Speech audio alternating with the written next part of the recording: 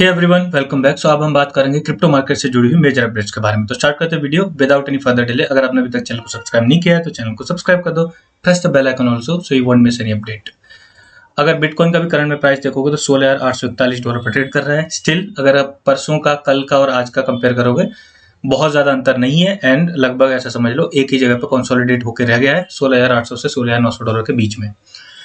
ना अगर आप पॉजिटिव न्यूज पहले देखोगे तो सबसे पहले पॉजिटिव न्यूज है दैट जो पॉलीगन है उसने बीएनबी चेन की जो ट्रांजेक्शन है उसको ओवरकम कर लिया। पर वीक अगर हिसाब से देखें तो डेली ट्रांजेक्शन का जो वॉल्यूम है वो काफी ज्यादा आ रहा है। I mean number of transaction Polygon पे कंपेयर टू बीएनबी का जो इकोसिस्टम है वो आप ऐसा समझ लो बाइनेंस स्मार्ट चेन इकोसिस्टम काफी ज्यादा एस्टेब्लिश्ड है। बहुत सारे प्रोजेक्ट्स है उसमें, there is a constant addition of new projects every day and उसके बाद भी अगर पॉलीगन ये कर पाया है तो अपने आप में काफी कमेंडेबल है।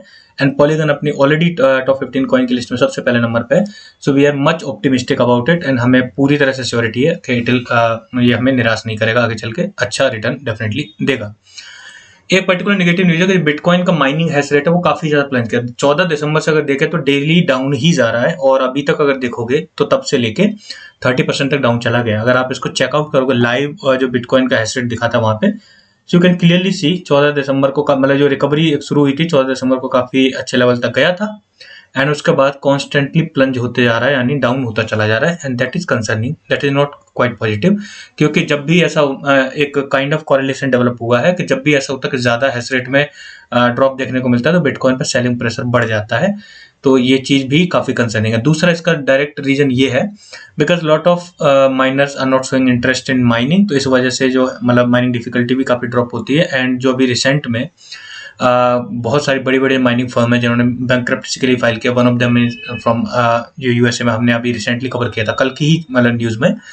तो could be that the reason, but I am not sure exactly reason क्या है क्योंकि अभी तक रीजन पता नहीं है। लेकिन माइनिंग हैश रेट जो है वो ड्रॉप हो रहा है, दैट इज फॉर श्योर। अगर एक और न्यूज की बात करोगे, ये भी काइंड ऑफ लाइक कंसर्निंग है। बीएनबी अपने आप में कितना स्टेब्लिश्ड है कॉइन आप देखोगे टॉप 10 में आता है ऑलरेडी एंड उसका इकोसिस्टम देखो, उसका डोमिनेंस देखो अगर आज की डेट में। फिर भी यूएसए में सिवाय बाइनेंस जो यूएस मतलब जो बाइनेंस का ही यूएस वाला विंग है। अब ये यूएस वाली विंग की मतलब प्रॉब्लम क्या है, ज्यादातर आप एक्सचेंज को देखोगे तो यूएस वाला उनका एक्सचेंज अलग होगा एंड ग्लोबल एक्सचेंज अलग होगा क्योंकि वहां के रूल्स एंड रेगुलेशन को अकॉर्डिंग उनको नया प्लेटफॉर्म वहां पे डिजाइन करना ही पड़ता है। उसके रूल्स एंड रेगुलेशन माननी पड़ते हैं, वो स्ट्रिक्टली फॉलो करवाते हैं। तो बाइनेंस का भी है, कॉइन बेस का भी है, मच मोर। अगर आप सेवरल एक्सचेंज को देखो उनका यूएस वाला प्लेटफॉर्म अलग रहता है एंड बाकी सारे वर्ल्ड के लिए एक प्लेटफॉर्म अलग रहता है। तो उसमें उस प्लेटफॉर्म के अलावा बाकी किसी मेजर यूएस के जो एक्सचेंज है उस पर लिस्ट नहीं हो पाया, that is quite concerning and kind of like ऐसा समझ लो इसकी वजह से हो सकता है नया फंड शुरू हो जाए बाइनेंस के अराउंड के, हो सकता है सेक आगे चल के, क्योंकि एफटीटी के बारे में जो बयान दिया था उसने, वैसे तो उसमें झोलझाल पूरी क्लियरली दिखी थी। $250 मिलियन दे के बंदा छूट गया था, आराम से एंजॉय कर रहा अपनी लाइफ स्टाइल। बट फिर भी क्योंकि एफटीटी के लिए उन्होंने बोला था it is a security, the nature of the FTT जो उन्होंने डिफाइन किया था उसमें, अलॉन्ग विद दैट के इसमें क्या क्या ऑफर किया गया था। अगर आप एफटीटी होल्ड करते हो या यू आर लाइबल, आप ऐसा समझ लो आप एलिजिबल हो गए सर्टेन एडवांटेजेस के लिए। अगर एफटीएक्स एक्सचेंज पे जो ग्रोथ आएगी अगर ट्रेडिंग वॉल्यूम में, तो उसमें भी रिवॉर्ड मिलेगा। मतलब आपका एफटीटी टोकन होल्ड करते हो उसके रिलेटेड जो भी उन्होंने मतलब सिस्टम बनाया था उस सबको ऑब्जर्व करने के बाद सेक ने उसको सिक्योरिटी मतलब करार दिया था। तो ये भी हो सकता है कि बाइनेंस के लिए भी इसके पीछे पड़ जाए और फिर बाद में कुछ प्रॉब्लम क्रिएट कर दे। जिम क्रेमर ने सेक को अर्ज किया है, रिक्वेस्ट किया है, मतलब इंग्लिश में अर्ज, हिंदी में नहीं। सो के जो क्रिप्टो है उसको वो स्वीप कर दे कम्प्लीटली, और वो उसका कहना है कि मैं मिलियंस ऑफ ईयर्स में भी कभी क्रिप्टो को टच नहीं करूंगा। अब इस बंदे की आपने शक्ल देखी, ये वाला, इसके बारे में हम कई पहले वीडियो में बात कर चुके हैं। मैड मनी नाम का जो होस्ट करता है एक शो, एंड ये एक बंदा है जो ऐसा समझ लो दुनिया में फेमस है अपनी मनहूसियत के लिए। यानी ये जिस भी स्टॉक का नाम ले लेता है कि आपको ये स्टॉक बाई कर लेना चाहिए, काफी इसमें ऑप्टिमिज्म है, वही स्टॉक गिर जाता है। आप ऐसा समझ लो, इतना मनहूस है। तो अब ये कुछ ज्यादा ही क्रिप्टो के बारे में ट्वीट करने लगा। पिछले 1 से 1.5 वीक से हम देख रहे हैं कि आप इसका ट्विटर हैंडल ओपन करके देखना, ऑलमोस्ट ऑन डेली बेसिस कुछ ना कुछ मतलब ट्विटर पे जाके ये क्रिप्टो के बारे में या फिर बाइनेंस के बारे में कुछ ना कुछ बोल देता है। So that is happening nowadays. Satoshi Kojima ने कल ये ट्वीट मतलब किया था रिगार्डिंग इसमें जो इन्फॉर्मेशन दी है अबाउट सिबेरियम। सो पहले उन्होंने बोला है कि happy holiday to more than half of the world obviously, but वेंसिबेरियम, ये बहुत ज़्यादा क्वेश्चन पूछा जाता है ऑलरेडी, वेंसिबेरियम, और ये पिछले 1.5 से 2 साल से बोला जा रहा है coming soon coming soon coming soon, and again he said coming soon. अभी इसीलिए नहीं ला रहे हैं क्योंकि एक क्रूशियल टाइम है, न्यू ईयर है, क्रिसमस है, तो इस टाइम पे नहीं लाएंगे ताकि लोग अपना जो स्पेंड है वो करना कर पाएँ, बोन को ना खरीद पाएँ, क्योंकि obviously bone is the fuel मतलब for सिबेरियम governing coin.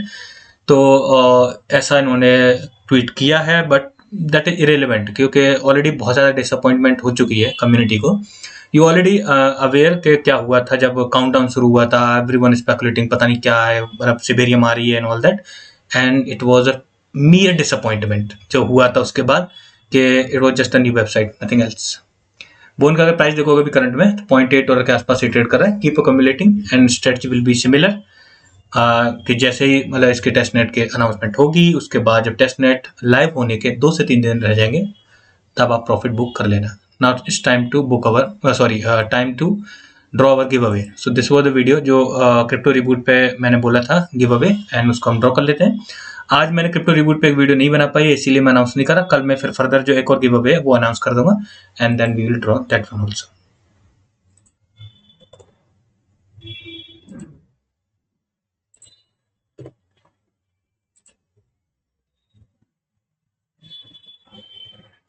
So 166 total unique participants हैं। All the best.